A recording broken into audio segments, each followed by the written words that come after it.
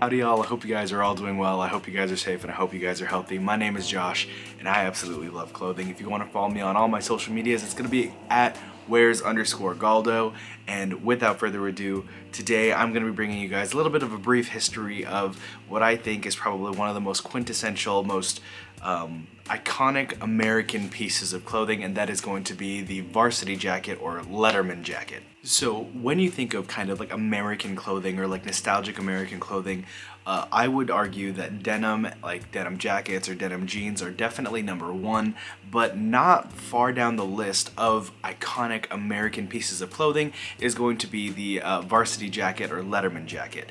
And just as a brief little history, Letterman jackets are not really just Letterman jackets particularly, but going ahead and throwing an emblem of your school, your institution, your sports team has been around for a very, very long time. I think as early as the 1860s, somewhere in there, where I believe there was a story where like Harvard baseball players would sew in basically an H for their school in the chest of their sweaters, kind of signifying that they were a part of a team, signifying that they were kind of the elite representatives for their school in their sport. It eventually became kind of a badge of honor for them, and people who were on the varsity team or highest playing team for the school was going to be the ones to rock the representation of their school on their chest. And it was so serious, in fact, that a lot of the people who wore that had to be a part of the varsity team or the highest playing team, or else they had to kind of return that uniform to the school, and it be something that was really kind of kept and seen as a sign of status. Now, these kind of like varsity sweaters were kind of the first iteration into what would eventually become the Letterman jacket, but later on down the line, varsity cardigans ended up being a thing, and then later on, varsity jackets. Now, what exactly makes a varsity jacket a varsity jacket? It is specifically a jacket that is made that has ribbing at both at the ends of the cuffs and the bottom hem of the jacket itself, and the body usually is made out of a wool. The sleeves, more often than not, leather. Collar is kind of like a bomber collar or a fold over collar. That's kind of what comprises the construction of a varsity jacket.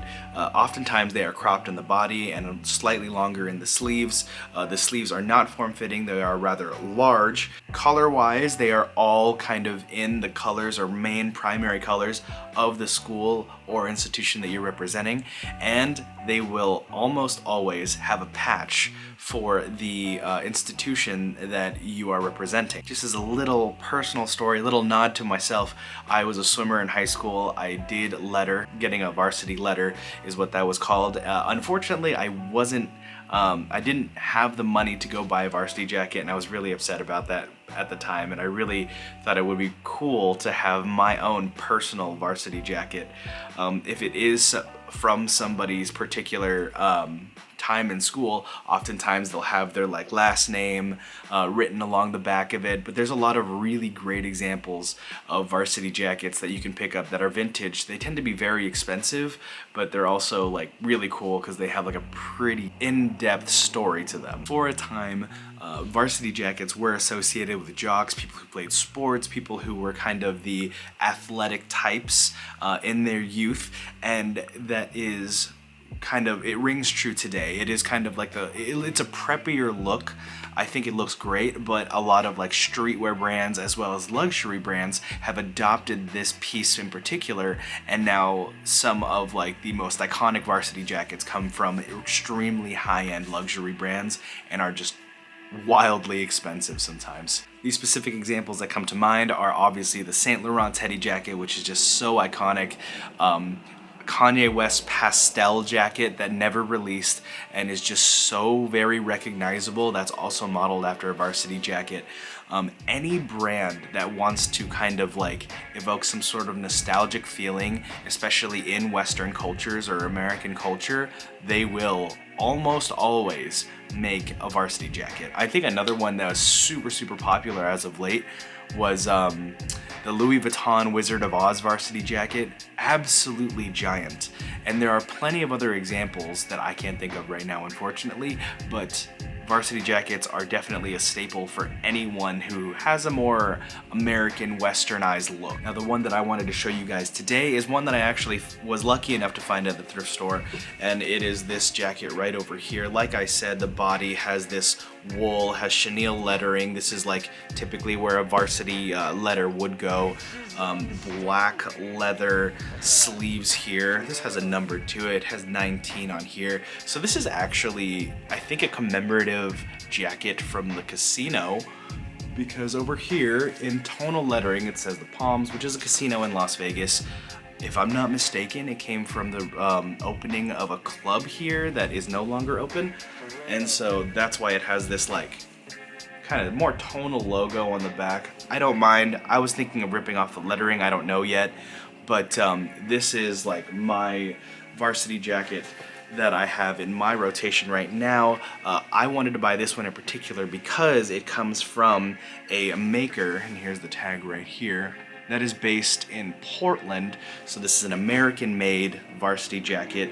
Might not have a lot of history to it because it came from 2019, but love this jacket. It fits me absolutely amazingly, and I could not ask for a better jacket. I'm just not 100% sure how much I would wear purple and black, but a touch of color isn't a bad thing in an outfit, of course. Also, another really great benefit is that these jackets are super thick and super warm, so they're super functional for the colder weather. And so, let me show you guys how it looks on me. But, yeah, this jacket is so nice. And the fact that I found it at the thrift store was even better. I obviously wouldn't want to spend too much money on it, but they can be super expensive. So if you find a real like vintage one, like the earlier the years, the more expensive it'll probably be. Like if you find one from like the 50s or something like that, they'll probably run you multiple hundreds to thousands of dollars sometimes. And honestly, the characteristics of some older vintage ones are just so very cool. There's definitely an abundance of these types of jackets all around. They're super trendy, they have been for decades, and honestly, I think it is a very timeless type of jacket. It's just as timeless as wearing like a bomber jacket. If I were to give any suggestions on where to try and find them, I would go to your local vintage stores. I would go to also like Etsy, Depop, things where people kind of like are selling it secondhand. A lot of the really older ones have characteristics that just can't be replicated. Like if you find a really good varsity jacket that has absolutely amazing distressing, it's so special. In regard to styling varsity jackets, unbelievably easy. Throw it over just about anything that you're wearing and it goes so seamlessly with just about everything, so long as the colors don't clash. I know that's not really a satisfying answer to a lot of people, but honestly, these jackets are so very versatile, and I think that it can definitely very easily be a staple in anyone's wardrobe. And I definitely don't want to forget shouting out some friends of mine that also came out with like a really cool varsity jacket. Atelier Gallery, Everett, Preston, Nolan, Winter. Theirs is really nice as well. I'll throw a picture of that on the screen. So yeah, varsity jackets, what do you guys think? Do you guys like them? Do you guys dislike them? Do you think they're just a passing trend?